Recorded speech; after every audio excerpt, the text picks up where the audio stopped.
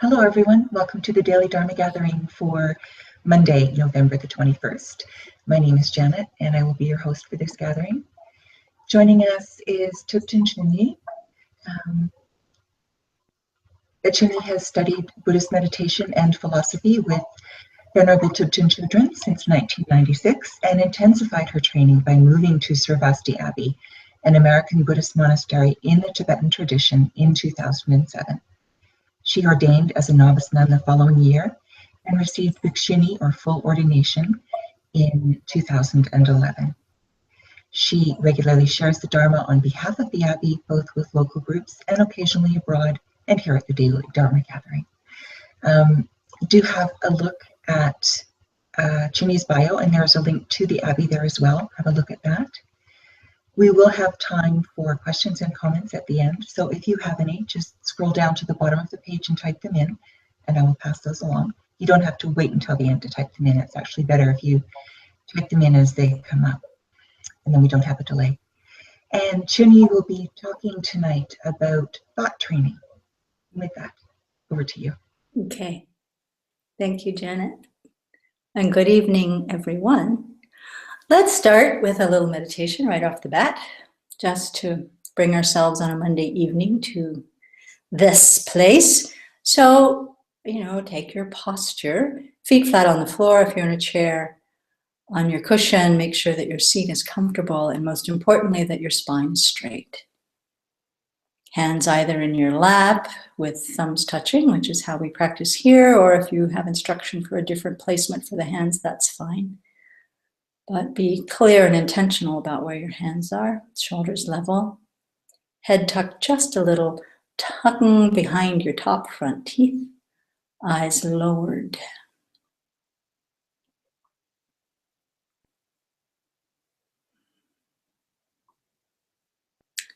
Be aware of where you are in space, what room you're in.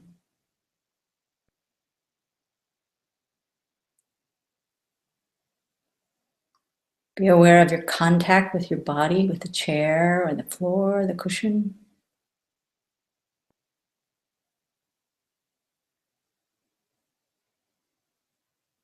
Notice any sounds or scents or tastes, anything coming into you through your senses, but be aware of it simply as passing clouds coming through your mind.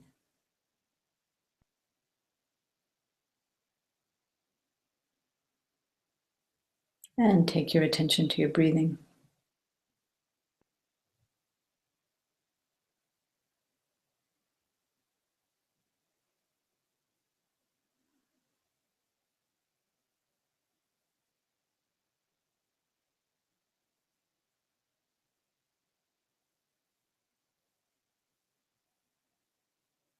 Aware of your in-breath,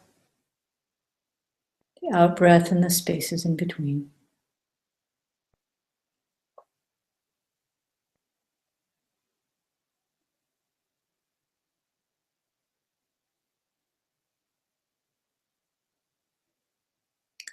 And think about your own intention, why you've tuned in to Daily Dharma Gathering.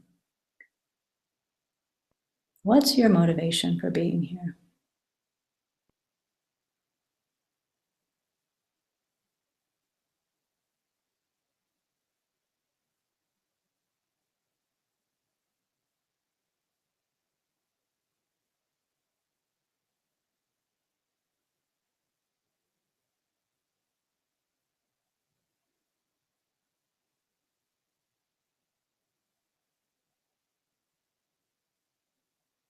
And let's expand that motivation. Bringing to mind all that we've learned about the interdependence of all things. Everything that is conditioned, impermanent, arising, due to causes and conditions. And reflect for a moment that our every action, our every mental action, and then our speech and our physical actions all contribute to the conditions around us.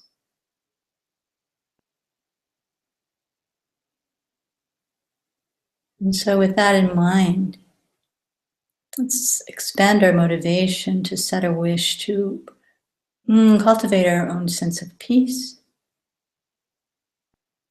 cultivate our good intentions toward kindness, compassion, and do that not just for our own peace of mind, but to be of tremendous benefit to everyone around us,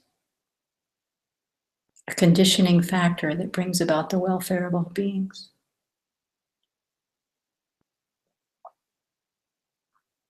And through that, may we realize our own full potential, to wake up fully, to bring our wisdom and compassion to their finest fruition, and extend that wish for every living being.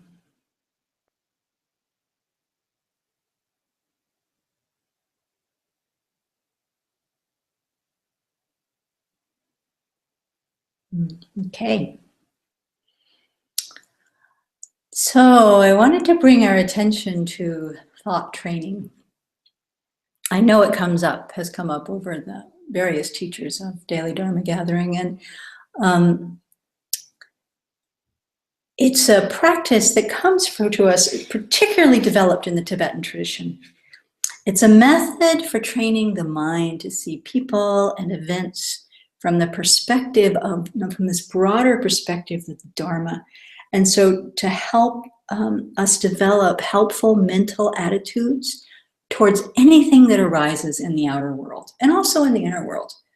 So thought training helps us to take whatever happens in our lives onto our spiritual path so that we learn to, in a way, ride it and use it to develop our own good qualities, to develop our own mind. I was struck with a quote. I'm going to quote His Holiness the Dalai Lama. He says, everybody loves to talk about calm and peace, whether in a family, national, or international context. But without inner peace, how can we make real peace? World peace through hatred and force is impossible. Even in the case of anger.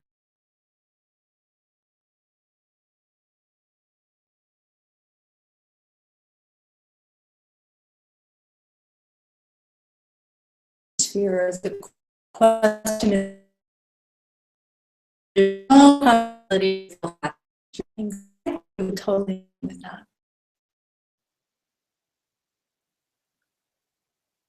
But when something comes up that startles us or evokes our fear or whatever, then anger is a very habitual response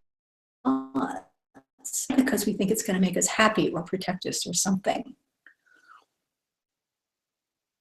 He continues, if in a difficult situation one becomes disturbed internally by mental discomfort, then external things will not help at all.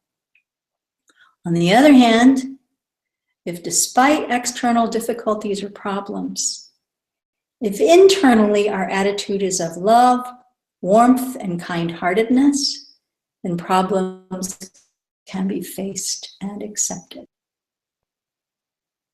So, does that make sense to people? Just checking. As long as we're having this kind of internal balance, if we have this internal sense of love, warmth, and kind-heartedness, then whatever is happening in the outer world, we can deal with, and we can deal with well.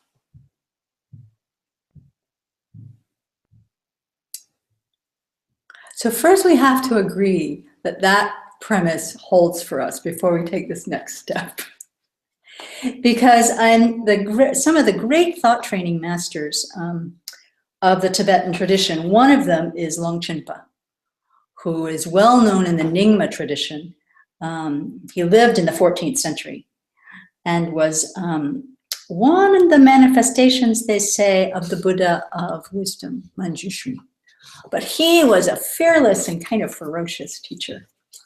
And he has a meditation that I thought I would lead us through tonight to reflect on the points that he brings up, and then let's see what people's responses are. It's based again on this idea that His Holiness just gave us, that if we can keep our own sense of peace internally, that everything in the outer world can be used for our spiritual practice. So point 1 from Longchenpa, he says, I also want to qualify this. This is tough stuff.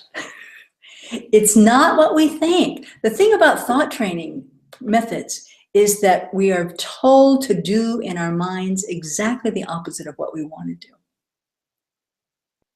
We do the opposite of what we want to do because what we want to do is our habit to withdraw, hide, escape, or harm. So to bring our minds to a different way of thinking, to reflect on these points. Okay, first one. Assailed by afflictions, we discover Dharma and find the way to liberation. Thank you, evil forces.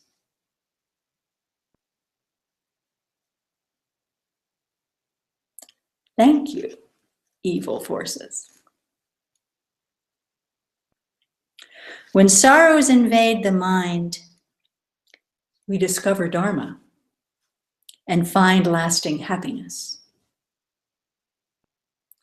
Thank you, sorrows.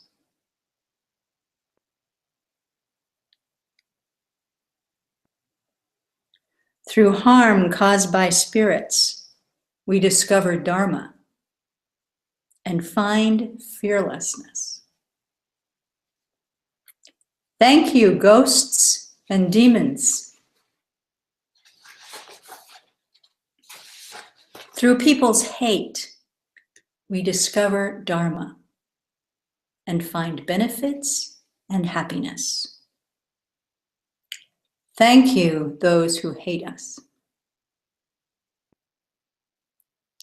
Through cruel adversity, we discover Dharma and find the unchanging way.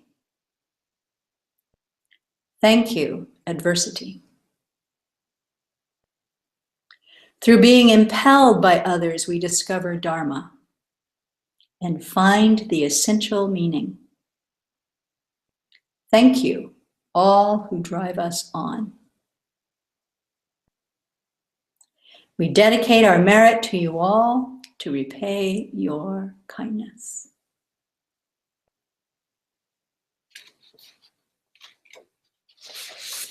That's not easy stuff. Thank you, afflictions. Thank you, evil forces. Thank you, sorrows. Thank you, those who hate us. Thank you, adversity. Thank you, all who drive us on. We dedicate our merit to you to repay your kindness to us. Not easy stuff. But if we think, I don't know, think about your own life for a minute. If you think about the qualities that you have, times that you've really struggled through difficulties and come out the other side with a more stable mind, stronger conviction in your values, deeper wisdom, greater compassion for seeing the suffering of others. I mean, just think for a minute, and I'm going to be quiet for a minute. Think about your own life and think about the challenges and difficulties. Have we gained more from those than from the easy times?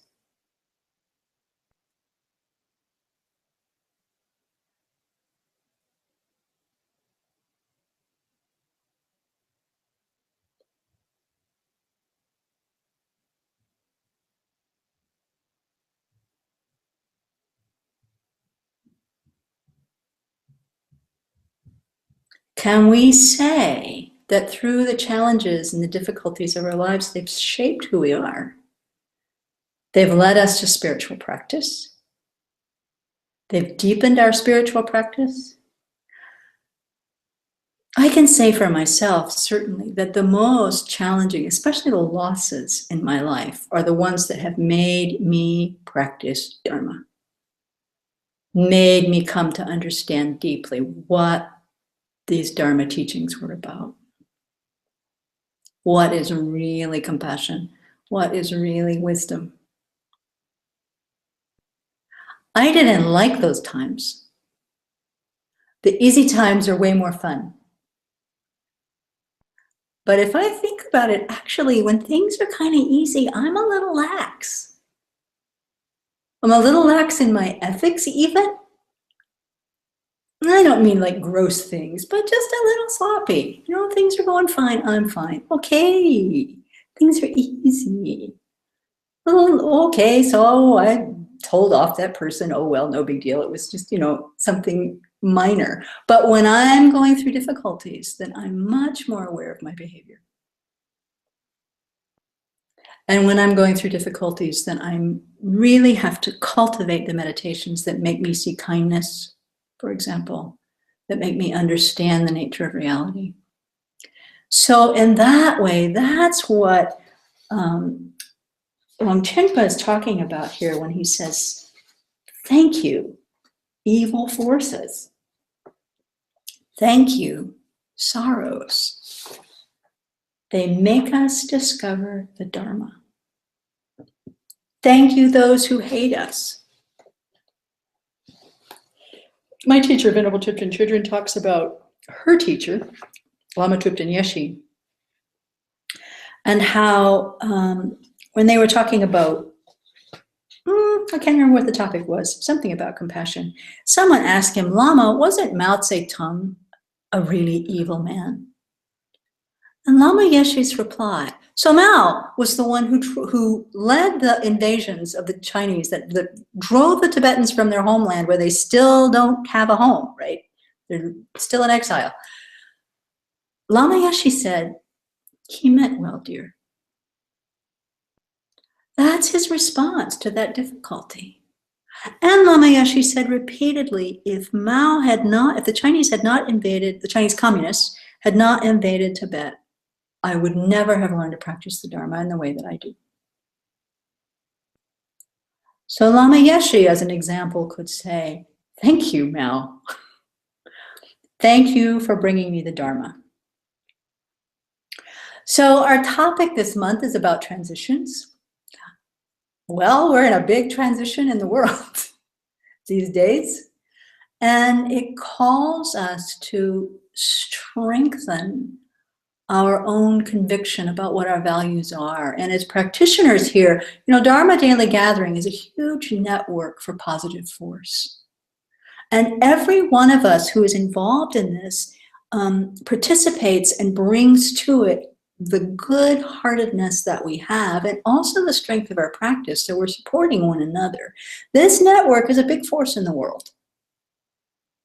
And the more we can rely on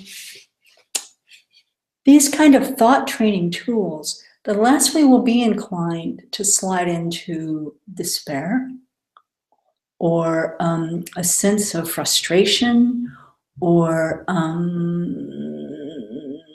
I don't know, dejection, so many things. Or even, I think even worse is a sense of apathy. Oh, what's the use? Because that's that sort of depression that slides in. It's like, oh, I'm powerless. I have nothing to do here. But that's not true.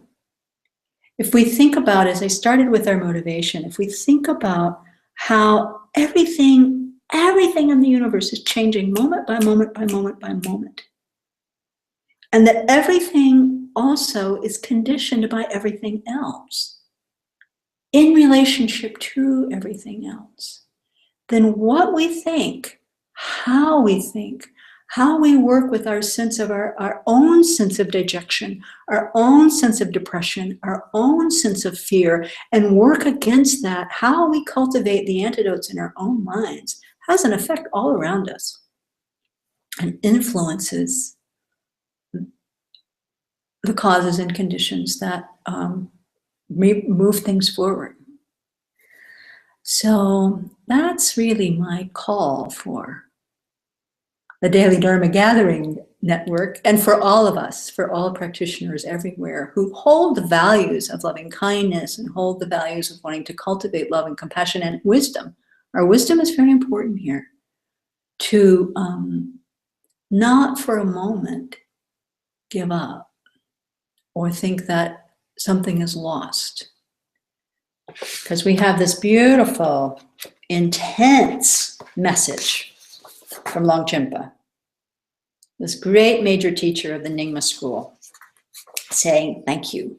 Thank you to our difficulties. Thank you, evil forces. Thank you, because through these we discover Dharma more deeply in our own lives.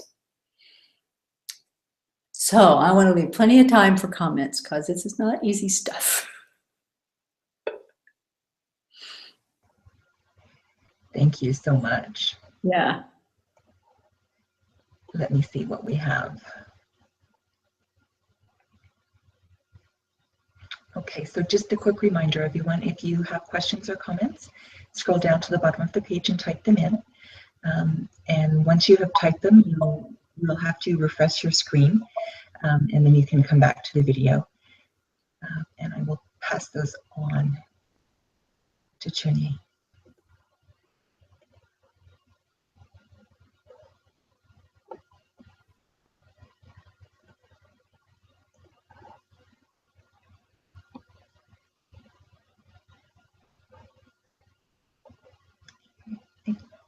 I don't have anything just yet. If you had another. Yeah. Well, let me ask, is it startling to hear this? Sometimes the challenge might be, oh, you're just whitewashing things. Let's just cover over what's really going on. Things are really a mess, and my life is really a mess, and let's be realistic about that. How can you just cover over and say thank you for things like this? So I think there is a way of approaching this where indeed it could be thing on top of garbage, as my say. Denying the difficulty and then pretending that everything is fine. So there's a disconnect. We're denying, but everything just looks okay. Personality that kind of does that. Oh, everything is fine, when it's not. But that's not what we're being asked to do here. When Longchenpa says, assailed by afflictions, we discover Dharma. That's the second part of this. We discover Dharma and find the way to liberation. On that basis, we can say, thank you. He doesn't say, assailed by afflictions, we pretend everything is fine. Thank you. Right? He's saying, assailed by afflictions, we discover the Dharma. When sorrows invade, we discover the Dharma and find lasting happiness. Why? Because in looking at our sorrow and analyzing what the Dharma asks us to do, to reflect on it, to look at what is the real cause of this. How have I contributed to this? What is another way of interpreting this? All these different ways of reflecting on our difficulties that help us find lasting happiness, that help us move towards fearlessness, then we can say thank you. Thank you for the challenges and the difficulties.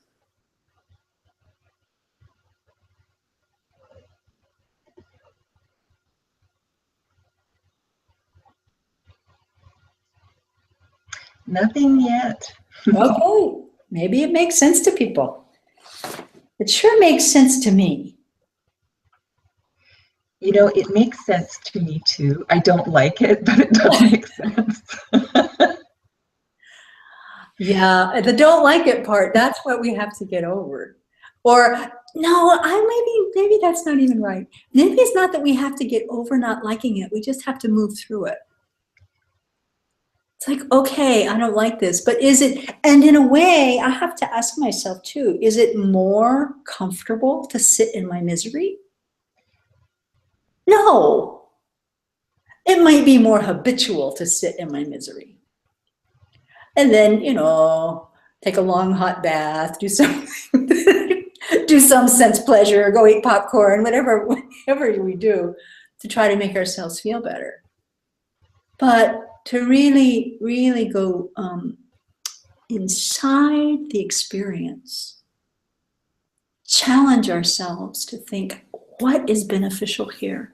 What have I learned in my practice that can help me retranslate what I'm interpreting here? How much of the story am I making up? And how much is really true?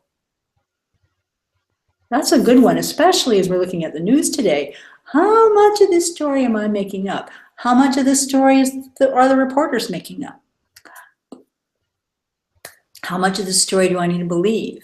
And then you can ask yourself, how much of the story do I need to read? Also. So I have a comment from Sue. Yeah. Sue says, oh my, this takes me back to a pretty dysfunctional time in my life in a former marriage. Not to be too revealing, but it was characterized by abuse and was like living in a maelstrom. Mm-hmm. My habit was to lie in an attempt to just make it.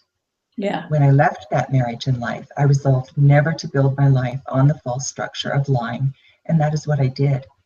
This was long before I started exploring the Dharma. It was very, very hard, and I felt that I was learning to live again, but it has resulted in a solid life. This was a good reminder. It was very scary. Good. That's a beautiful example. Not good that we had to go through pain. It's not just even celebrate our very deep wounding, but to acknowledge that we have it, we experience it, and we use it to transform our lives. That is a gift. That is genuinely a gift. Thank you, Sue, for bringing that up. Yeah. Yes, thank you.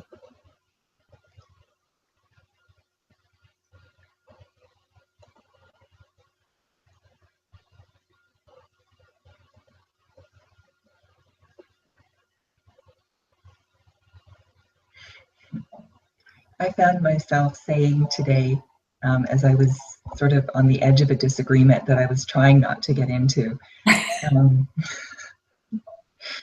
found myself thinking, why can't other people discover the Dharma so that I don't have to do it? Yes.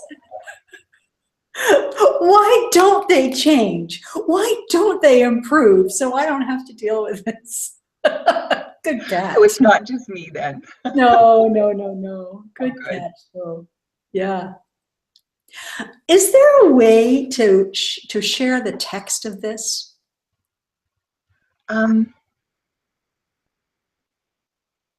If you wanted to email it to me, I can make sure that it gets posted. Sure. Yeah, let's do that, because I think it's useful to look at it and really reflect on the steps, the points that he brings to mind. They're so good. Yeah, sure. If you would like to email that to me, I will post it on the website. Sure, I would be glad to. Great idea. Okay. Anything else? Let me have one last look here. Okay. It looks like that's it for now.